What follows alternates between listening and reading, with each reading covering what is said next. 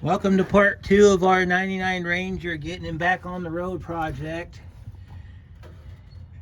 We're going to do the brake line on this next. And if you can see up there, that hose right here, that metal line right there is what we're going to be taking out today. The line runs along the frame, goes up to the top, and you'll see when we get ready to do the line where it goes onto the ABS module. We also got to do a fuel filter on this truck. We're going to put an air filter on this truck. We're doing an oil change on this truck with the motor flush. So I'm going to do check-ins with you guys, show you where I'm at because of the different spots I got to be. I can't hold a camera and take bolts loose at the same time, especially when there are those fittings like that. So I'll let you know how it goes, and let's just get plugging along here. Customer wants his truck back. Okay, I got the line off the back right there. That's a 7/16 flare end on that, and I'm going to try my best to save it so I can put it on the new line. I wanted to show you what it looks like under here in case you're unfamiliar. Everywhere you see one of these little white clips right here, that's a retainer that this brake line sits in. You got to go down each one. You can see an active leak right here. There's our active leak right there. And then right there's our fuel filter, which is what we're changing. So that's what we're doing today. That's why we're doing this, because it leaks right there. It rusted out. And I could probably scab this line on top of it and not pull the old line out, but we don't do things that way here. So I'm going to go through, pull all these clips loose, and get this line out of here. And then we're going to bank us a new line. Okay, we're up on top of the line here. I've got to pull the line down. I'm going to use a crowbar and pry it out.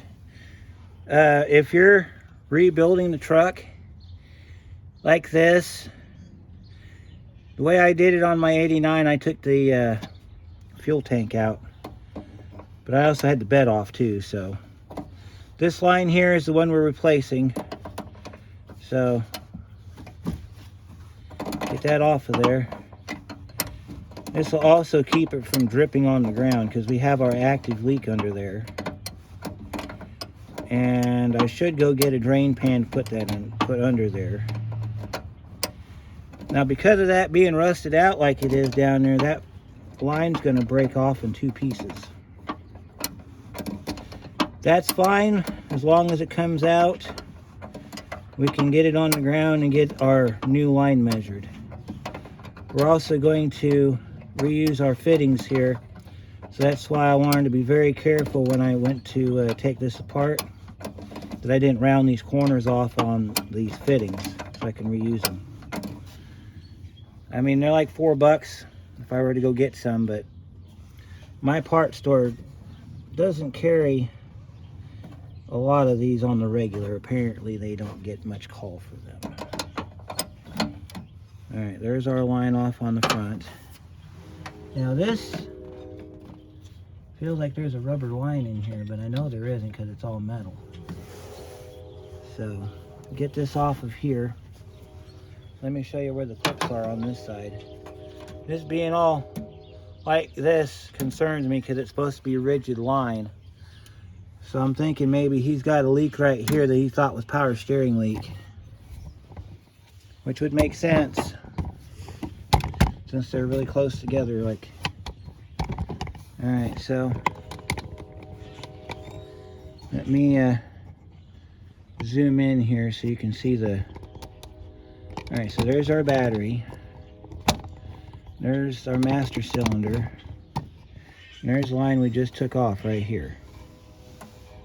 There's a clip down there, and there's a couple down on the frame I got to get to. So after I get the frame, after I get it off the back, I got to let the back down, jack the front up, crawl under there. There's some clips underneath the driver door And right where the door and the fender meet, right where the firewall is, there's some more clips down in there I got to get. So let me zoom that back there. See, here's our line. You see how loose this is? This should not be moving. This should be rigid. So I'm thinking somewhere in here, because there's a plastic right here, either there's a rubber hose in there, or there's a broken line in there. We're going to find out here in a minute, because I'm going to take this piece of plastic off when we get it out of the truck. We're going to examine it and see what we find. So I'll be back in a little bit. All right, so I got the front half of the brake line out, and you can see I cut it. Well, it kind of broke, but in any case, you got a bunch of these clips right here. There's 4 of them. There's 2 to hold the front line on, and there's 2 to hold the back line on. They got a 5/16 long screw with a flat washer on them. Goes inside that hole right there. You might be able to see the other ones down the line there. Yeah, the reason I'm bringing this up is because the ones that hold the back of the line on sit right behind the gas tank. So you have to drop the gas tank to get to them, because there's one right there, and there's one a little bit down the way there. You can't really see it too well. But yeah, after you get the little flat plastics to pop loose, then you got these 2 bolts you got to take out down here too. And then the line, because of the bend on the end, I think it's going to go out through the back, because there's that bend on the back for the hose. But I'll pull the line out and I'll let you know what I come up with. But yeah, you got to pull the gas tank. That back strap won't come out, but you don't need to drop it very far. You just got to push it far enough back to where you can get your hand up in here and access these bolts right here. And then these front covers come off with a flathead screwdriver. You can just pry it out from the bottom and they just snap right out. I think if you twist it on them, they might come out that way, but I wouldn't recommend it. Not unless you're familiar with this style of connector. So the front strap will come out. Front strap sits in here, by the way. Goes around there. And then the bolts to take the fuel tank are 13 millimeter. So let me get this line out, and then we'll start getting some replacements made. Here's our brake line. You can see the little clips and stuff on it. Comes up. This is where our union was, right in there. So it kind of fits a little bit like that right there. And then the front end comes up.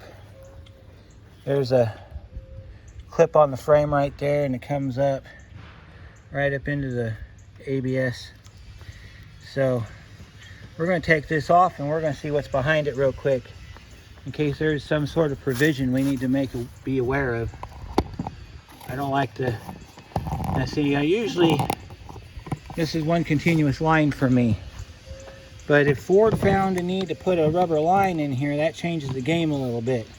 Because then that makes this a hydraulic line, different from a hydraulic, well, this is a hydraulic hose, which is different from a hydraulic line. But this looks like it was put on as an afterthought, because I don't believe Ford would do this. Ford would do this, but it wouldn't do that. Let me get my clippers out and cut that off. All right, let's take this line, take these clips off here, see what's underneath this thing.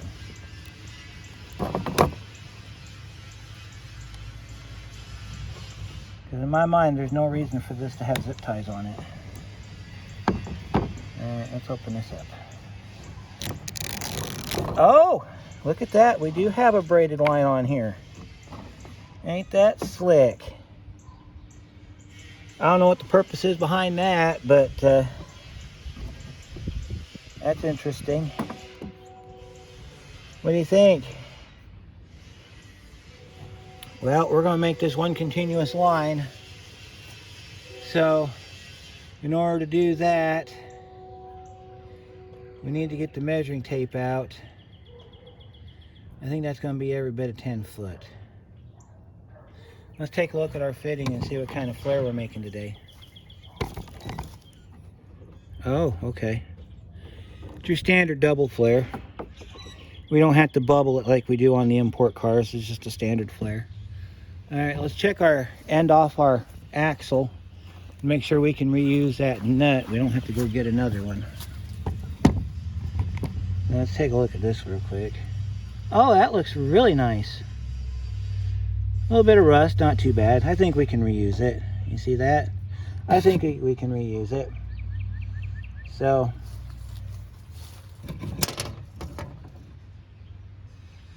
all right, so the way I would normally do this is I would measure it from the ABS module back and add about 3 feet for bending.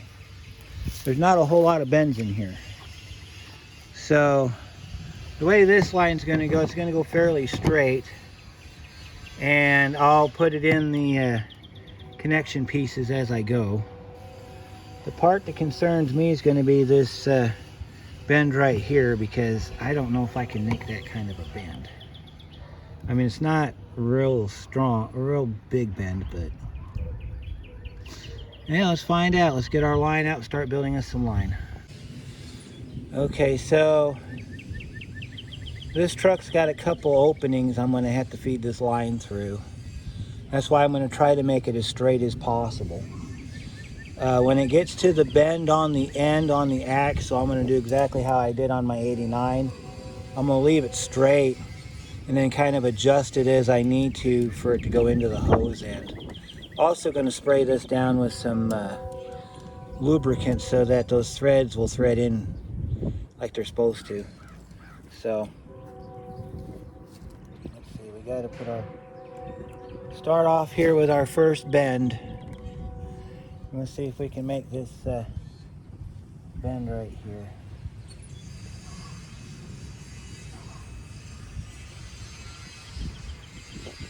And we got to go straight with it like that.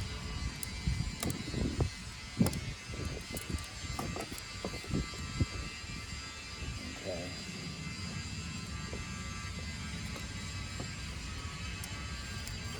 And we got to kind of make our next bend down. So we got to bend it right there real quick.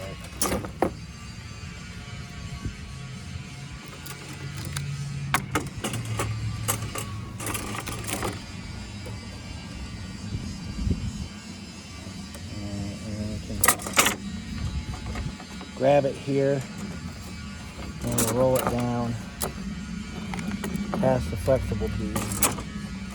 So that's going to have to be straight. And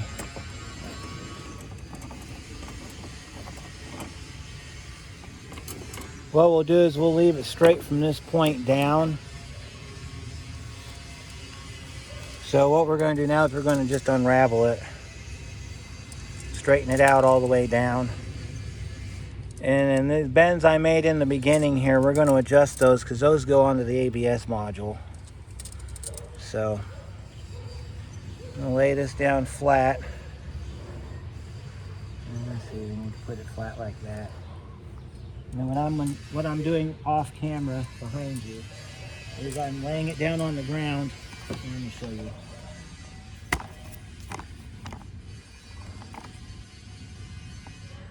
I'm laying it on the ground and I'm stepping on it to flatten it out. And I'm going to do it all the way down because we need this thing to be as straight as possible so that we can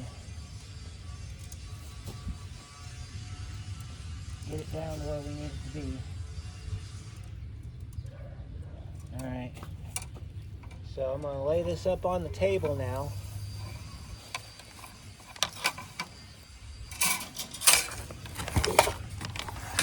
Caught you there.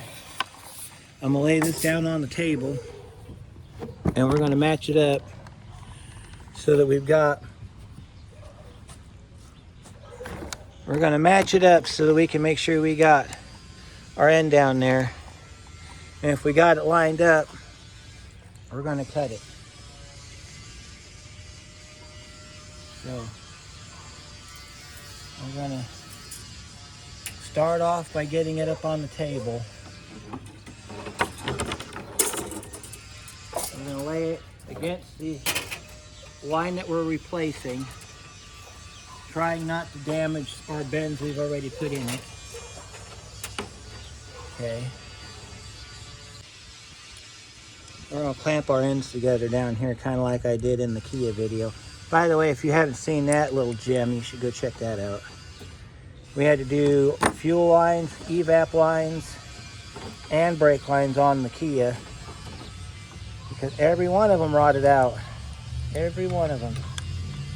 By the way, if you're wondering about the update on that, I am happy to report the car is back in service, and I drove it earlier today, so everything is good there. All right. I got our clamp attached. Now, if that doesn't come off, we should be able to run our line down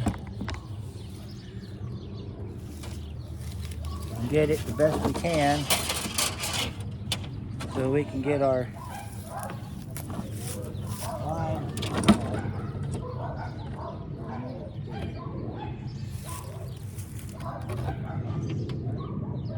I'm going to go right here, and then I'm going to test fit this.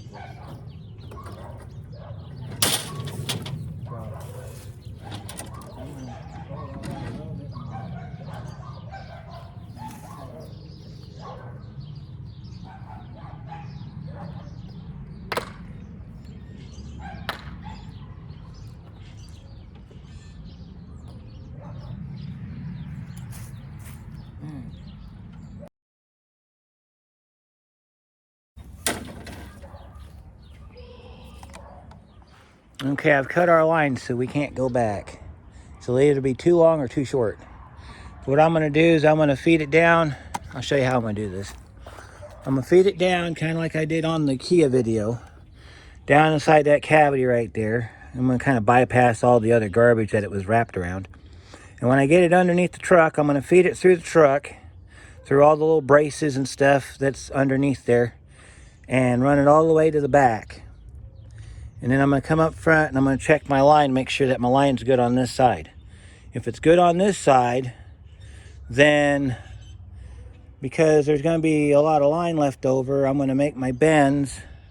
Actually, you make your bends last because you got to put your ends on. We're going to put our ends on it, and then I'm going to get it all up in there and then get it all back together.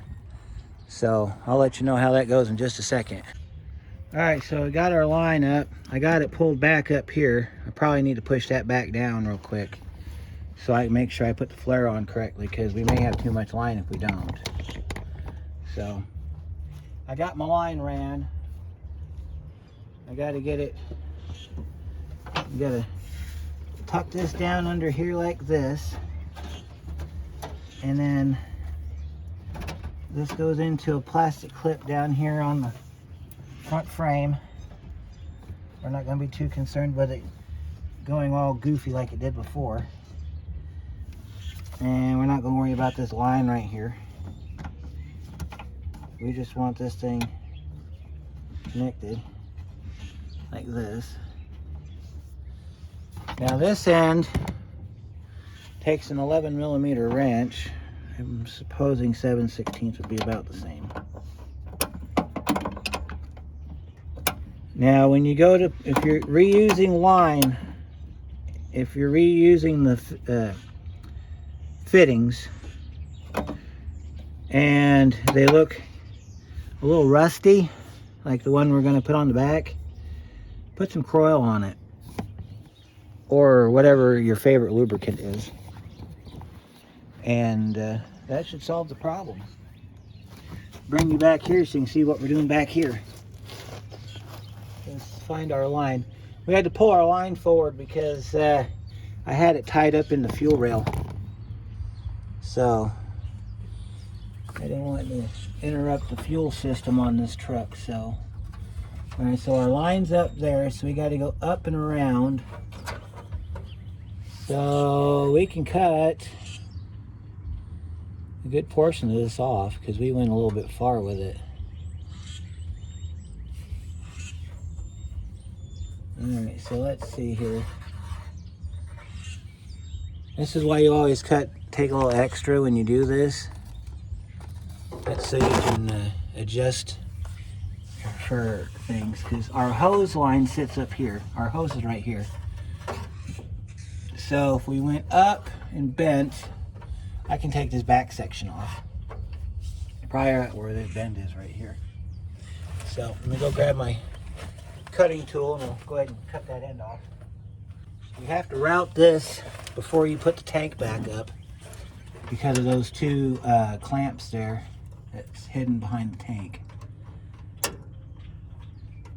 Try to do this with an empty tank if you can. If this is a job you know you're going to be doing, try to plan for it the best you can. See, I didn't know I was going to do this job, but the good news is he doesn't usually fill the tank up on this truck, so it only has a quarter tank in it, which is perfect. So, and then the little white clips that were on the old line, I got most of those off. There's 4 of them, I think. And they go in these little slots right here on the frame. So what I'm going to do is, when I'm ready to tie this down for good here in a minute, I'm going to slide the fitting, or I'm going to put one of them clips on. I'm going to just kind of push it up into that hole right there. And then that'll hold the line in. You want to try to make sure when you use a tool like this one, make sure that your die is even on the back, otherwise it'll give you an uneven flare. See, so if you got your line like that and you got it butt up against everything, just tighten it down. Make sure that your die is sitting flat against the end of the tool, like this. See that? Perfect. And like I said, we're doing just your standard double flare, so nothing funny here. Make sure you pull your alignment tab up and then roll this down on there. Can you see anything I'm doing? Probably not. Let me raise you up. We're going to elevate you here. Look at that. You can see what we're doing now. Now if I can keep you at this level and tighten down my clamp at the same time, we'll be golden. Alright, so we got our tightening down our tool here. And we're going to roll this up like this. Make sure it's in all the way. Yeah, we're having problems because it doesn't want to go in straight, so we got to back it up. Make sure that our tube's in all the way. Yeah, it looks like it is. Run it till it stops. Close your valve. Pump away, like this. Pump it till it quits. Let off your valve. Should come straight out. I'll show you our perfectly made flare in about 2 seconds after I get this clamp loose. Now, it is perfectly normal for this die to come flying out of here. That's just part of the tool, I guess. I don't know. Just try not to lose your die pieces, that's all. And there's our flare end right there. I'll zoom in on it so you can see it.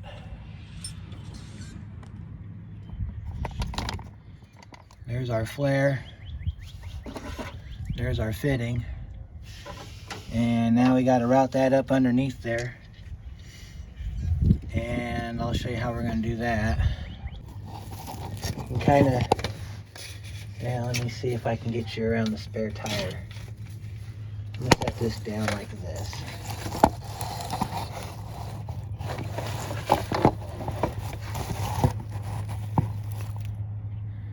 Alright, we got to get you to where you can see the line. Okay, there's the line.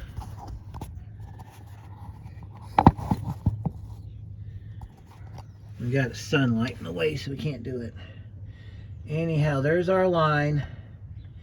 And all I'm going to do is take my end, I'm going to bend it over and get it started in that hose. But before I do that, I'm going to spray those threads down with some Kroil.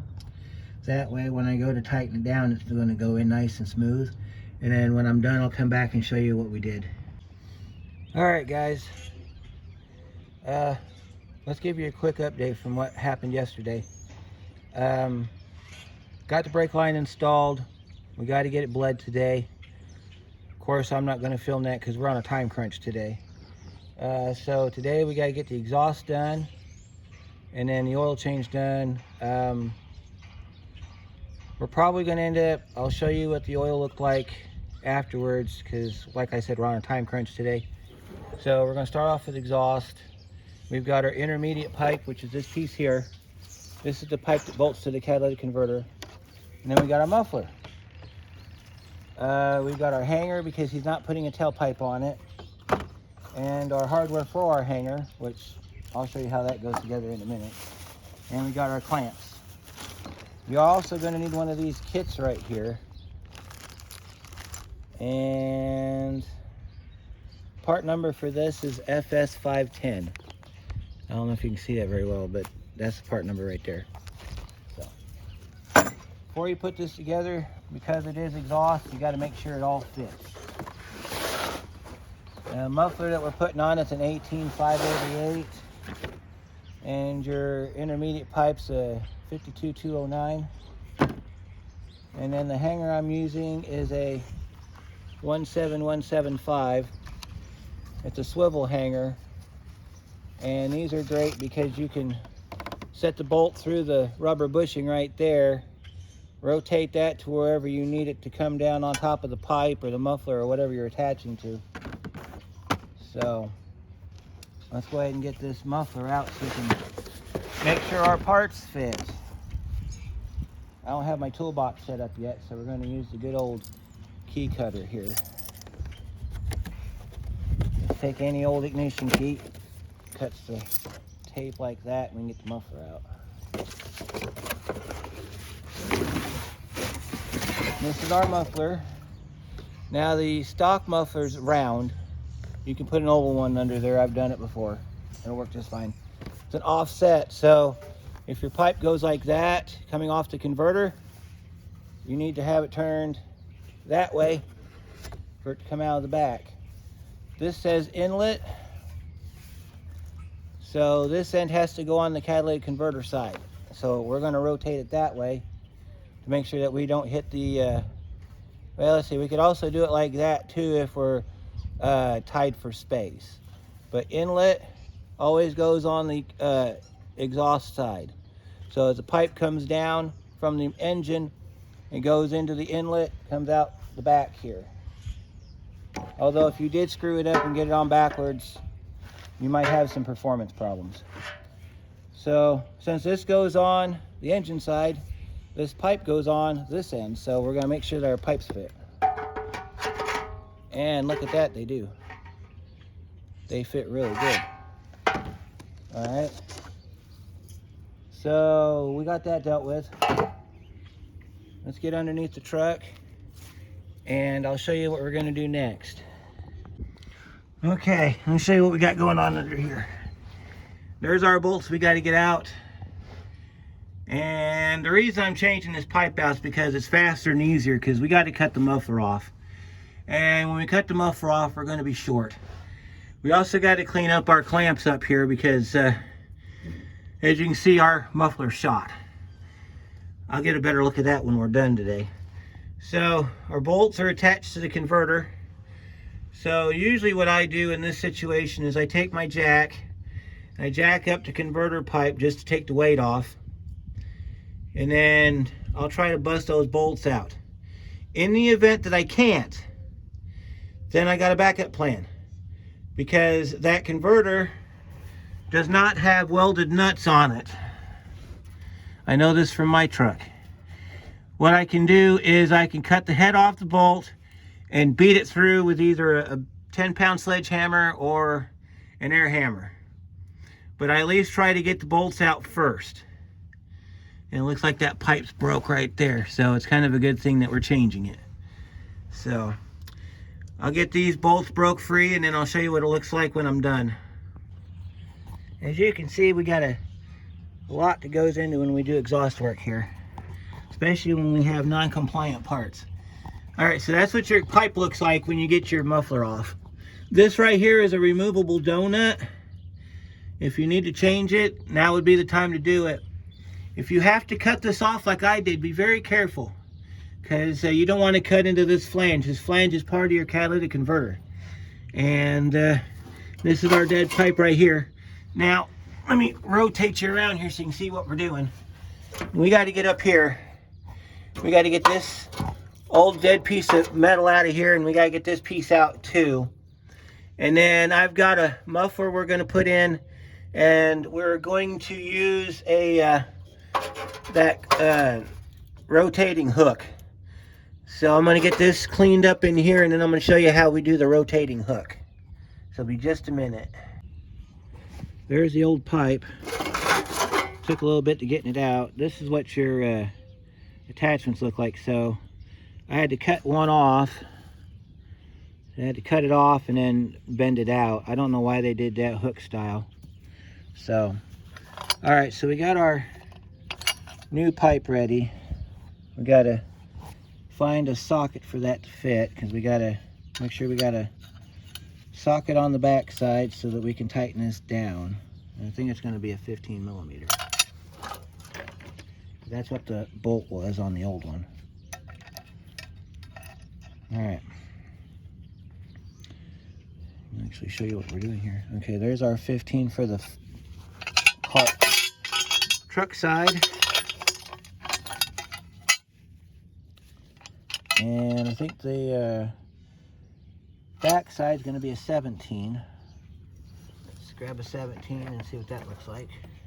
I'm trying to do this one-handed, so please excuse the shakiness.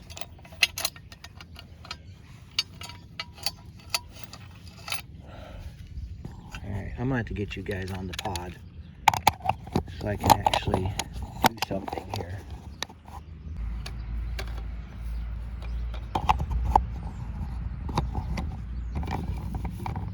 Alright, so we gotta find the size for this here. It is not a 17. Oh, goodness. It is an 18. Okay. So let's see what we have in our impact socket that equals 18 millimeter. I think it's 3/4. Because I don't have an 18 millimeter impact socket, and it is highly recommended that you use an impact socket on exhaust work. That way you get it tightened down. And it looks like we're going to have to go get the modification tool out of here and do this with it. Alright, so I'm going to try to get you guys positioned underneath the truck so you can see how this goes together. Now, as you can see, it only goes two different ways. It either goes like that or it goes like that. And I'm going to show you how you determine which way that goes here in just a second. Get you off the pod here after I do some weird stuff with my hands. Alright, so let's get you down here where you can see what we're doing. Alright, so there's our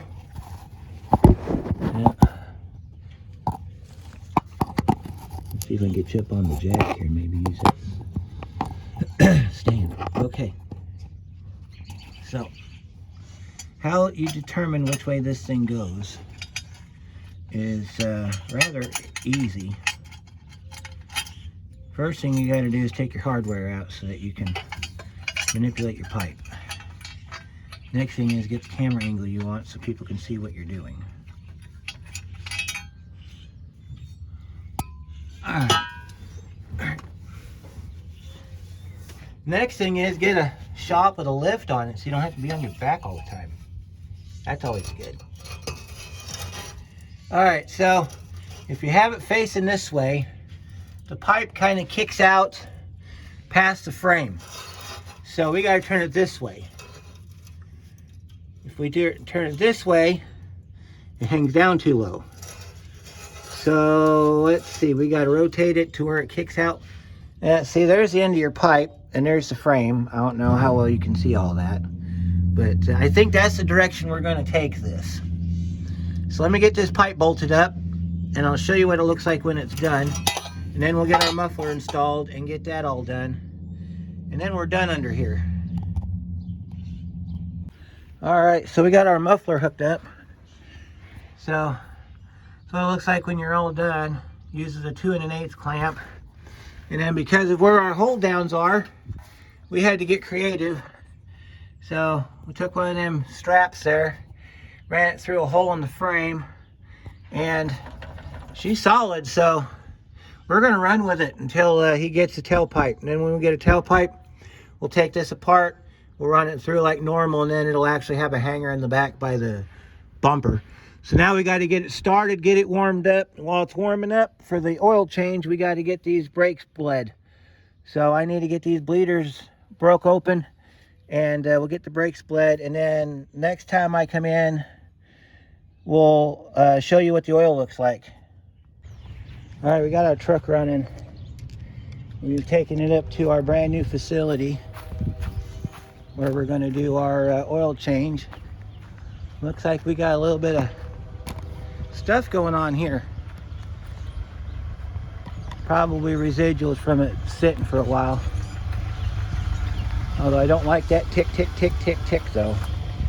That does bother me, but all right, so we're going to do the motor flush.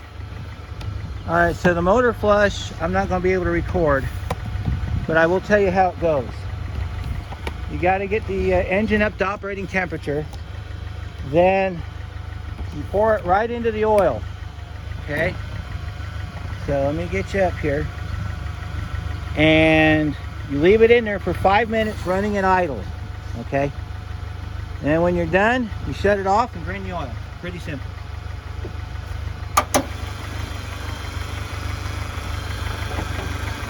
So I'm going to go ahead and do that, and then I'll show you what the oil looks like when we get it done. Okay, so our truck went home. I'll show you what the oil looks like that got out of it there. I don't know if the camera's going to pick it up, but that's what it looks like.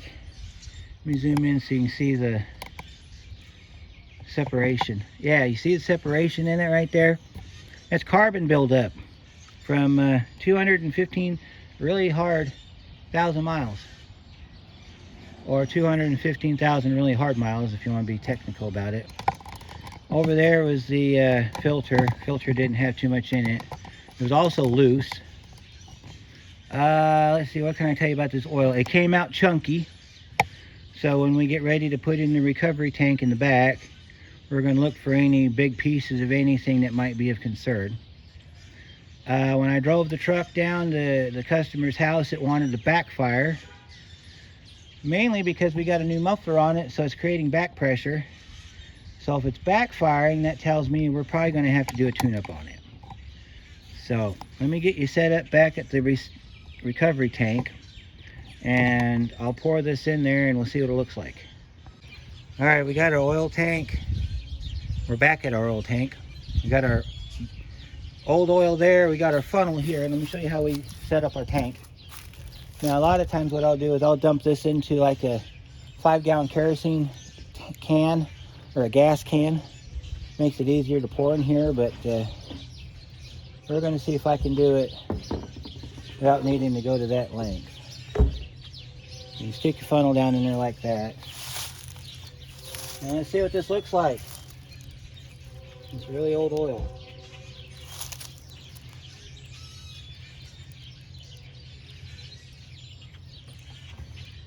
Oh yeah.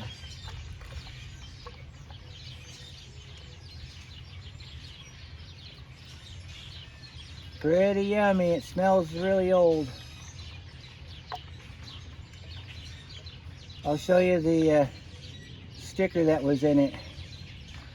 Oh, we have a surprise in the bottom of our thing here. I'll show it to you here in a minute. Or you might be able to pick it up. We have a sludge. We have a sludge. Look at all that chunky goodness. Told you it was chunky. Look at all that chunky goodness. Yeah, let's take a better look at this. Super chunk. Super chunk. Alright, so let's see here. Ignore that. That's just rust. Let's see, looks like, yeah, looks like really old oil. No wonder it had developed a valve tick. Or a lifter tick. It had a lifter tick. Pretty bad too. After I put the new oil in, it purrs like a kitten, except for it wants to backfire. So, I'm going to get my environmental mess here cleaned up. And, of course, I'm going to have to get some brake clean out and clean out my pan. But this will wrap it up for our small little series on getting that 99 Ranger up and running. He's going to need a tailpipe, so we're going to have to come back later with a tailpipe and put that on. And he's also going to need a O2 sensor, and we got to check we got to get a pressure tester for the coolant and check his radiator, make sure he's doesn't have a leak somewhere, because his radiator was down just a little bit, not a lot. I mean, he could drive it, but yeah. So we'll see you on the next one.